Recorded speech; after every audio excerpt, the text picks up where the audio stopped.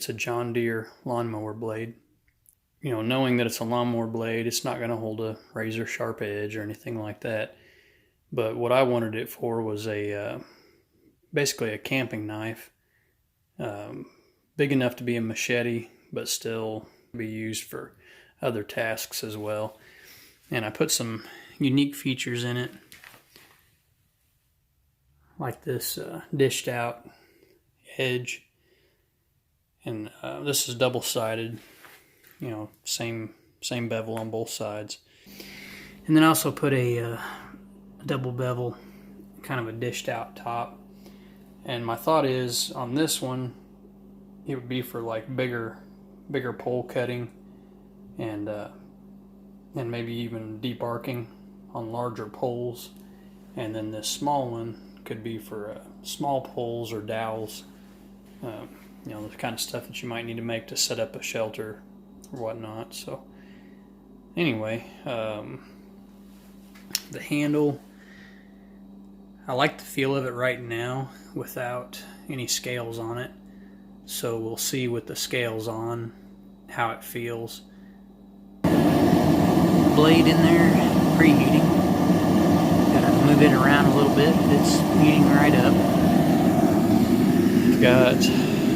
Can't tell right now, but that was glowing orange just a few minutes ago.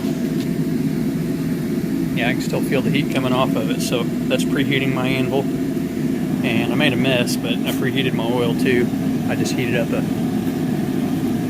steel bar and put it down in there for actually just long enough until the oil started to boil, and then pulled it back out. So my quench oil's preheated, my anvil's preheated, and my blade will be ready to heat treat pretty soon.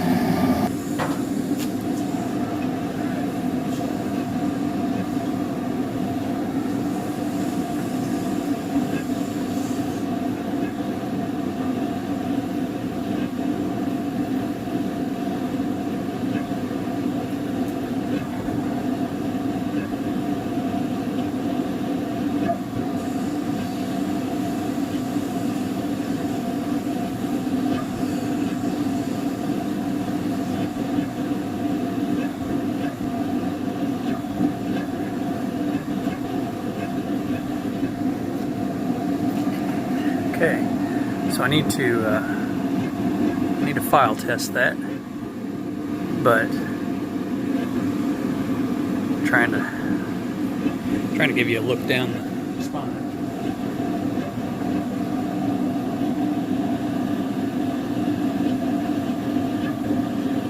It's pretty darn straight.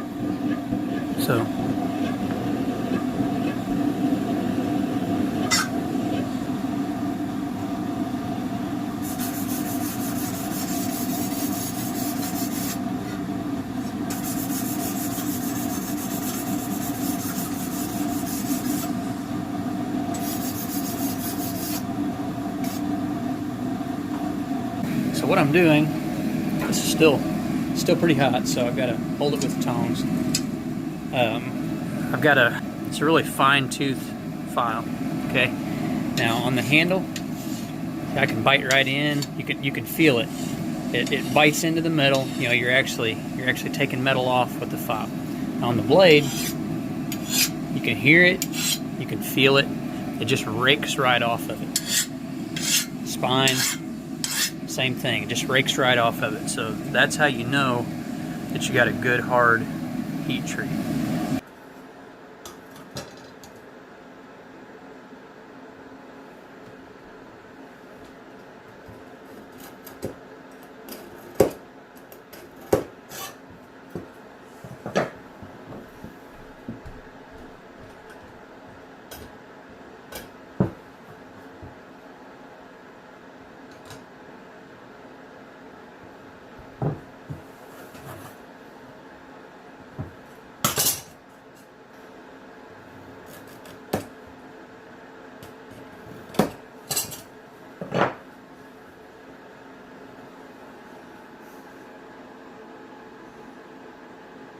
Okay, you can barely see that,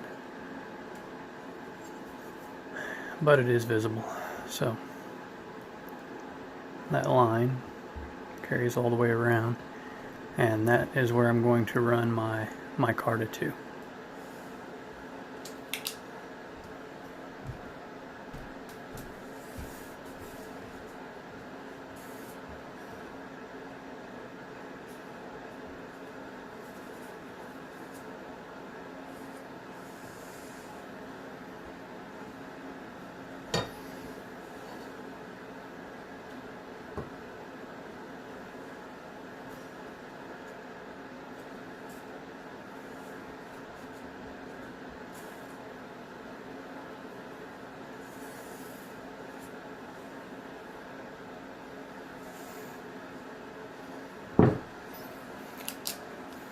Okay, have my scales marked. Now I can cut them out on the bandsaw.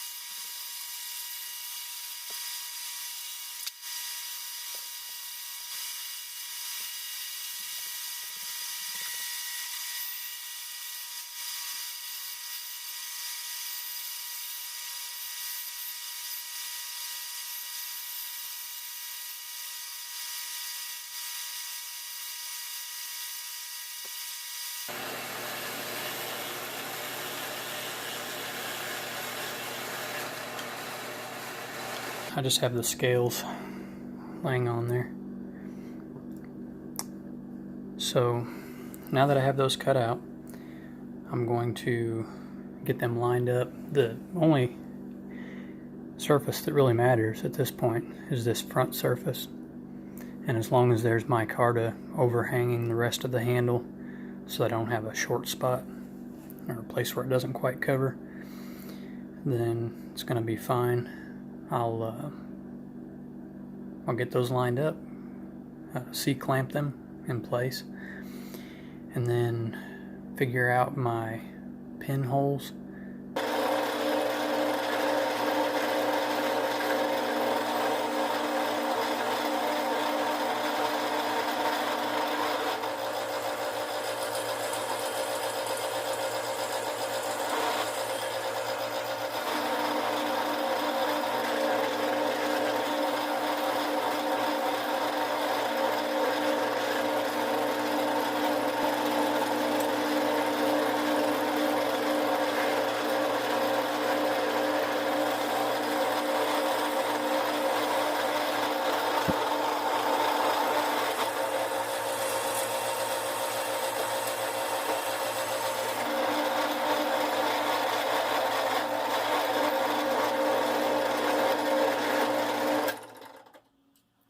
The front ends look good, and the only reason that that's important is because once the scales are fastened, I won't really be able to do much with the front as far as shaping, so I'll make sure that I have it right to begin with. The next thing I need to do is mask this off, especially right in front of the scales in case there's any overflow of epoxy. It keeps it off the blade. And I'm going to go ahead and mask all of these edges because they are sharp enough that they could cut me while I'm working on this. Okay, epoxy time. This is Gorilla brand. And this is the 5-minute epoxy. So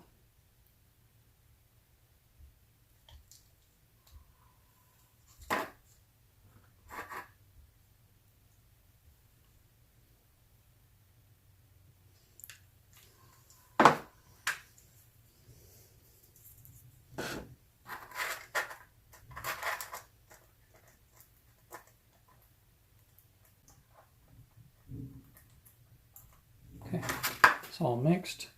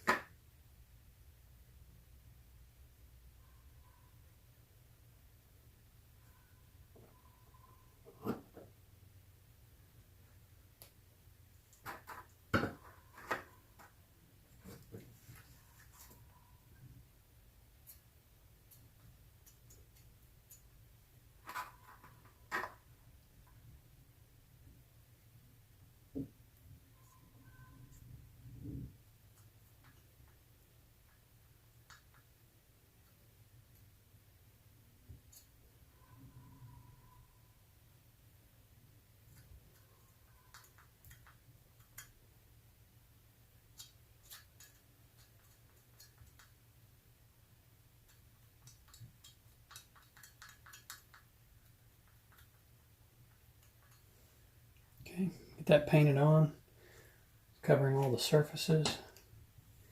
Now I need to do the same to the other side.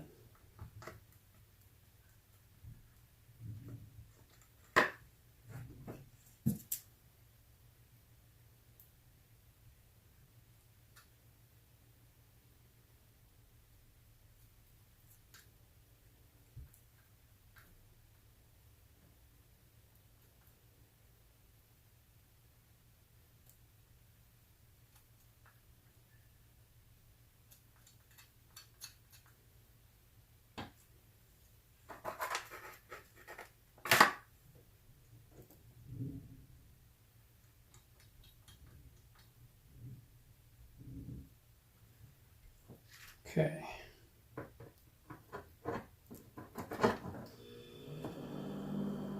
Lay that on there. Now I'm going to take this one. I want to make sure there's plenty of epoxy on the dowels or on the pins, so that when I slide that down on there, it has epoxy inside of it.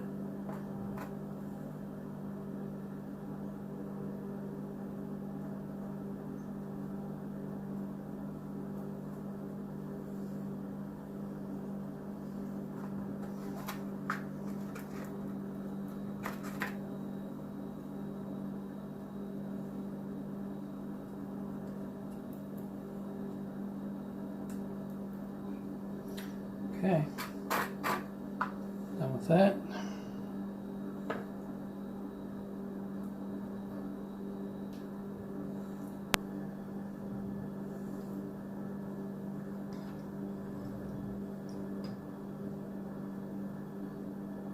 Okay, all looks good.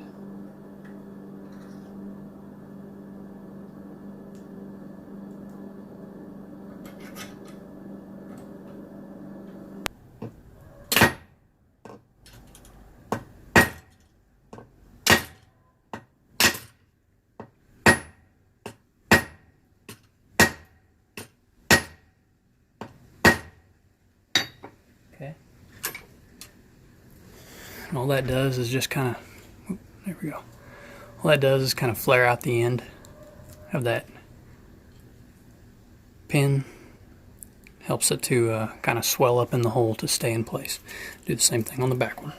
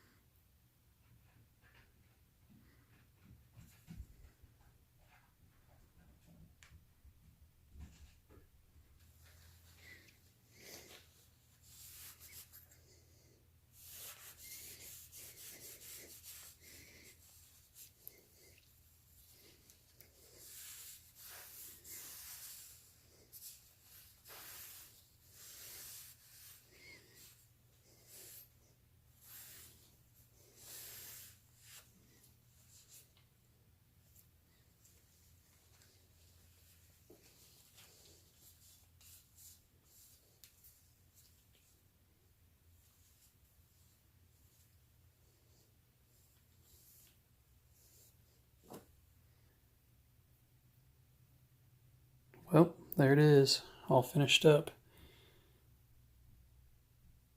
Didn't turn out too shabby.